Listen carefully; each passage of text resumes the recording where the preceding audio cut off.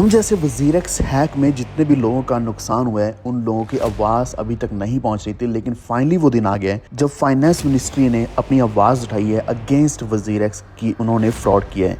इससे पहले भी थोड़ी कोशिश तो हर जगह से करी जा रही थी, जैसे कि CoinDCX जैसी जो बड़ी कंपनीज़ हैं, वो भी इस चीज़ के अगेंस्ट आवाज़ उठाने की कोशिश कर रही थी। तो ये जो अपडेट है वैसे तो लगभग 1 महीना पुरानी है, लेकिन अभी जाके सामने आई है कि अभी वज़ीर-एक्स के खिलाफ आवाज़ उठाई जा रही है, जो कि हम बहुत लंबे समय से एक्सपेक्ट कर रहे थे। और ये जो पॉसिबल हुआ है सिर्फ इसी कारण पॉसिबल हुआ है कि आप सभी ने हमें सपोर्ट दिया, हम अपनी आवाज़ उठा रहे हैं।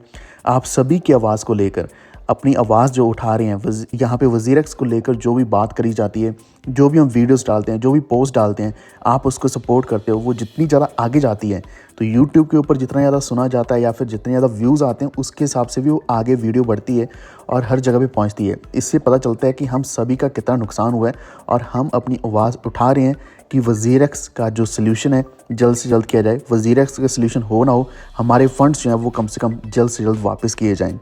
तो इसी को लेकर एक बड़ी अपडेट है जो आपके साथ मैं इस वीडियो में शेयर करने वाला हूं। तो वीडियो को पूरा देखते रहना। चैनल पर पहली बार आए तो प्लीज़ सब्सक्राइब करके बेल आइकन दबा लीजिए और टेलीग्राम जरूर ज्वाइन कर लेना। वॉल स्ट्रीट ऑफिशियल आप सर्च कर सकते हैं, लिंक डिस्क्रिप्शन में मिल जाएगा। तो सबसे बड़ी प्रॉब्लम तो यही क्रिएट हो जाती है कि जब हम देखें कि इतना बड़ा पंप आया मार्केट में, आपने देखा BTC $1,09,000 के आसपास पहुंचा। सभी ऑल्ट कॉइन्स ने एक बढ़िया प्रॉफिट दिया। ये एक सही समय था जब हम इनको सेल कर सकते थे, सेल करके अपना प्रॉफिट निकाल लेते या फिर कम से कम जितना इन्वेस्ट किया था उतना ही निकाल लेते, क्योंकि बहुत से लोगों ने बुलिश मार्केट में ही इन्वेस्ट किया था वज़ीर-एक्स के ऊपर। वज़ीर-एक्स तभी ज़्यादा यूज़ किया जाता था जब बुलिश मार्केट आती थी, और उसके बाद बेयर मार्केट में भी हमने कुछ इन्वेस्टमेंट्स करी हैं। जैसे कि मैं रेगुलर वीडियोस डालता रहता था कि बेयर मार्केट में कौन कौन से कॉइन बाय करने चाहिए ताकि हम एक अच्छा प्रॉफिट निकाल पाएँ बुल मार्केट में।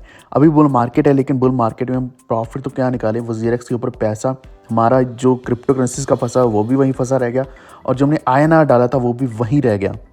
ना तो इन्होंने INR पूरा वापस किया, वो भी उसको यूज़ कर रहे हैं अपने केस लड़ने के लिए, जो भी कुछ भी कर रहे हैं सिंगापुर में, इंडिया में नहीं बल्कि सिंगापुर में। तो वहाँ पे INR भी यूज़ किया जा रहा है। उसके अलावा $3 मिलियन हमारे पूरे फंड्स में से निकाला गया, उसको इन्होंने साइड पे रखा, कहते हैं कि इसको भी यूज़ किया जाएगा वज़ीर-एक्स का केस लड़ने के लिए। तो इस दौरान जो भी फाइलिंग्स चल रही थी, कुछ भी चल रहा था, वो सिंगापुर में ही चल रहा था, और इन्होंने ऐसे एक मेमोरेंडम पास करवा लिया था ताकि वज़ीर-एक्स के ऊपर कोई भी FIR या फिर कोई भी केस ना हो। ये एक सर्टेन पीरियड तक रहते हैं, उसके बाद फिर से शुरू हो जाता है। और ये सिर्फ इसीलिए टाइम मिलता है ताकि कंपनी अपना जो कुछ भी है सामने एक बार रख पाए, अपनी इन्वेस्टिगेशन पूरी कर पाए, ताकि उनको ऐसा ना हो कि मौका ही ना मिले पूरा इन्वेस्टिगेट करने का या फिर सोल्यूशन निकालने का। और अगर साथ के साथ FIRs हो जाती है तो कंपनी वैसे ही फंस के रह जाती है। तो वो समय, मुझे लगता है कि लगभग वो समय भी पूरा हो चुका है, और अभी जो वज़ीर-एक्स पूरा फोकस कर रहा है वो इसी चीज़ में फोकस कर रहा है ताकि सभी शांत रहें और ये अपने फंड्स वोटिंग के बाद अप्रैल-मई महीने में डिस्ट्रीब्यूट कर दें। तो इनका कहना ये है, लेकिन यहाँ पे पूरी कोशिश ये करी जा रही है कि किसी न किसी तरीके से हम वोटिंग में येस करें और ये डिस्ट्रीब्यूट करें। लेकिन रियलिटी ये है कि वो येस होना, 50% ऊपर येस होना या फिर 75% फंड वालों का येस होना, ये कोई बहुत आसान बात नहीं है। और इसी दौरान हमने ये सबसे बड़ी चीज़ देख ली कि वज़ीर-एक्स अभी स्क्रूटनी में फाइनली आ चुका है। यहाँ पे जो FIU है, उन्होंने ऑर्डर किया है इन्वेस्टिगेट करने का कि वज़ीर-एक्स प्लेटफॉर्म ने क्या फ्रॉड किया है, क्या सिक्योरिटी फेलियर्स रहे हैं, और ये पूरा का पूरा डायरेक्टिव इशू किया गया है इंडियन मिनिस्ट्री ऑफ फाइनेंस के द्वारा 14 फरवरी 2025 को। तो ऑलमोस्ट 1 महीना होने वाला है, वैसे 3 हफ्ते हो चुके हैं, जिसमें 2000 करोड़ का हैक है। यहाँ पे लगभग 4500 करोड़ का जो फंड है यूज़र्स का, वो रिस्क में चल रहा है। ये आप सामने एक डॉक्यूमेंट भी देख सकते हैं, ये 14 फरवरी का डेटेड है। यहाँ पे सब्जेक्ट लगा है fraudulent activities by WazirX cryptocurrency exchange and association entities. और यहाँ पे जो डायरेक्टर हैं फाइनेंशियल इंटेलिजेंस यूनिट इंडिया, जो कि अभी न्यू दिल्ली में है, उनको डायरेक्ट किया गया कि उनको इन्वेस्टिगेशन जल्द से जल्द शुरू करनी पड़ेगी। तो यहाँ पे एक टास्क दिया गया है FIU को कि आपको पूरा का पूरा अनकवर करना पड़ेगा कि वज़ीर-एक्स के साथ क्या चल रहा है, इन्होंने फ्रॉडलेंट एक्टिविटीज़ करी हैं नहीं करी, और करी हैं तो किस तरीके से करी हैं। तो यहाँ पे 2 चीज़ें होने वाली हैं, इन्वेस्टिगेट 2 चीज़ों को किया जाएगा कि कौन सी हैकिंग टेक्निक्स के द्वारा इसको हैक किया गया था, और दूसरा ये कि इंटरनली कौन सी वल्नरेबिलिटीज़ रही हैं, यानी कि कहाँ पे इनकी वीक सिक्योरिटी रही है कि जिस कारण ये सब कुछ हुआ। तो यहाँ पे बोला जा रहा है कि वज़ीर-एक्स काम तो कर रहे हैं, लेकिन इन्होंने कोई फाइनल सोल्यूशन अभी तक नहीं निकाला। और जो भी बातें करी जा रही हैं कि वोटिंग होगी, उसके बाद डिस्ट्रीब्यूशन होगा, उसका हम तो मान रहे हैं कि ये शायद ऐसा होगा ही होगा, लेकिन अगर ऐसी अपडेट आ जाती है बीच में तो हो सकता है कि वो वोटिंग तक पहुँचे ही ना, और उससे पहले कुछ वज़ीर-एक्स के ऊपर एक्शन हो जाए, तो यहाँ पे दो चीज़ें होने वाली हैं। एक तो यह कि या तो वोटिंग हो जाएगी, अगर वोटिंग नहीं होती तो यहाँ पे एक और बड़ी प्रॉब्लम है, वो है ओनरशिप की, जो अभी हम डिस्कस करेंगे। तो इससे पहले भी जो इन्फोर्समेंट डायरेक्टरेट है, ईडी ने क्रिटिसाइज़ किया था वजीरेक्स को कि उनकी वीक ट्रांजैक्शन कंट्रोल है, खासकर बाइनेंस के साथ उनकी डीलिंग सही नहीं है। तो यहाँ पे पॉसिबिलिटी ये है कि वजीरेक्स से को फाउंडर निशित शेट्टी और बाकी के भी जितने एसोसिएट्स हैं उनके ऊपर क्रिमिनल चार्जेस लग सकते हैं। अभी एक स्वीयर लीगल एक्शन लिया जा सकता है और इनको हो सकता है जेल में भी डाला जाए। तो ओवरऑल यही है कि जब से ये हैक हुआ है तो किसी ने कोई अकाउंटेबिलिटी नहीं ली है कि हम इसको सॉल्व करके देंगे। तो यही सबसे बड़ी रीज़न या सबसे बड़ी प्रॉब्लम अभी चल रही है।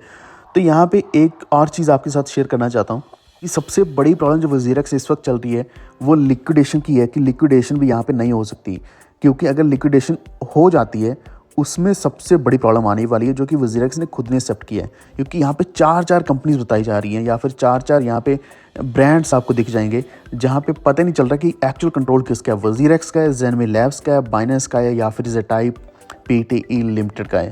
तो यहाँ पे कोई भी क्लैरिटी नहीं दी गई इस चीज़ को लेकर। सारी ट्रांजैक्शन तो होल्ड की गई थी, बाकी का हमारा जो एसेट्स था उसको फ्रीज़ किया गया बिना किसी नोटिस के, सीधा इन्होंने फ्रीज़ कर दिया और वापस नहीं दिया। और ये बहुत लंबा समय हो चुका है जब से इन्होंने वापस ये नहीं किया और हम सभी इस बुल रन में बहुत बड़ी प्रॉब्लम फेस कर रहे हैं। खासकर अभी बुल रन तो उतना रहा ही नहीं। आप देख सकते हो क्रिप्टो करेंसी मार्केट कितनी ज़्यादा नीचे आ चुकी है, चाहे वो ट्रंप की वजह से या फिर जो भी रीज़न रहा है, लेकिन अभी फिर से नीचे आना शुरू हो चुकी है, नीचे आ चुकी है। हम उतना प्रॉफिट नहीं निकाल पाए। अब यहाँ पे दूसरा जो चीज़ है, दूसरा ऑप्शन जो है वो ये कि एक और वोटिंग जो चल रही है या वोटिंग होती है तो क्या होगा। तो वोटिंग का आपको पहले भी पता है कि यहाँ पे एक नया ट्वीट भी आया जहाँ पे उन्होंने बोला कि अगर आप येस कर देते तो आपको क्या क्या बेनिफिट्स मिलने वाले हैं। यहाँ पे लिखा हुआ है कि आपको अपने टोकन्स का फास्टर एक्सेस मिलेगा, रीबैलेंस्ड एनएलपीए का। ये बार बार रीबैलेंस्ड एनएलपीए इसलिए लिखते हैं ताकि एक्चुअल में जो आपका अमाउंट है वो बहुत बड़ा अमाउंट है और जो रीबैलेंस्ड एनएलपीए में वो एक छोटा अमाउंट दिया गया है, उसका 85% आपको अमाउंट मिलेगा। जिस कारण इनको बार बार ये लिखना पड़ता है कि ऐसा ना मान लो कि आप 100% टोकन का आपको एक्सेस मिलेगा। और इसी के साथ फ्यूचर रिकवरीज बोली जा रही हैं, इलिक्विड प्लेटफॉर्म एसेट्स वो रिकवर किए जाएंगे और प्रॉफिट शेयरिंग भी करी जाएगी, जो अपना डेक्स या फिर अपना यही जो एक्सचेंज है इसको लॉन्च करके और ये लीगली बाइंडिंग करने वाले हैं। यानी कि ये चीज़ उन्होंने बोली कि अगर आप येस करते तो ये सब कुछ आपको बेनिफिट्स मिलने वाले हैं। तो यहाँ पे दो चीज़ें हैं, यानी कि एक तो ये चीज़ ये कि अगर इन्वेस्टिगेशन शुरू हो जाती है तो सब कुछ वैसे ही रुक जाएगा, हो सकता है फिर वोटिंग भी ना हो और हमें ये अमाउंट भी ना मिले जो शायद मिलना था या नहीं मिलना था, कोई क्लैरिटी नहीं है। हालांकि ऑफिशियली यहाँ पे ट्विटर के ऊपर तो यही बोला जा रहा है। दूसरा ये कि अगर ऐसी इन्वेस्टिगेशन के दौरान भी ये वोटिंग प्रॉपरली हो जाती है तो फिर से दो ऑप्शन बनते हैं। अगर एक्चुअल में येस आता है तो डिस्ट्रीब्यूट हो जाएगा, लेकिन यहाँ पे नो के चांसेस भी उतने ही ज़्यादा जितने येस के हैं, क्योंकि यहाँ पे सिर्फ इतना नहीं है कि सिर्फ 50% वोटर्स येस करेंगे तो डिस्ट्रीब्यूट होगा।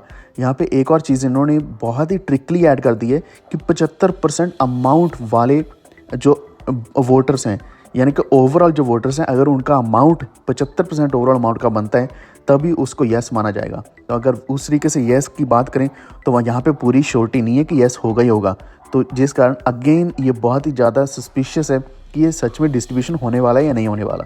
वरना इसके अलावा जो इन्वेस्टिगेशन चलने वाली है अभी, या फिर इनके ऊपर जो भी इन्वेस्टिगेट किया जाएगा फ्रॉडलेंट एक्टिविटीज़ का या फिर वीक सिक्योरिटीज़ का, उससे शायद आने वाले समय में कोई सोल्यूशन मिल जाए। लेकिन एक चीज़ यहाँ पे क्लियरली हमें पता है कि बहुत सारी कंपनीज़ में ऐसा जब होता है तो डिस्ट्रीब्यूशन ना के बराबर होता है या फिर होता ही नहीं है। ये केस इसी तरीके से लगातार हमेशा की तरह चलते रहते हैं और कभी इनका एंड नहीं होता। आपका क्या मानना है इसके बारे में, एक बार अपनी राय भी नीचे कमेंट करके ज़रूर बताएं।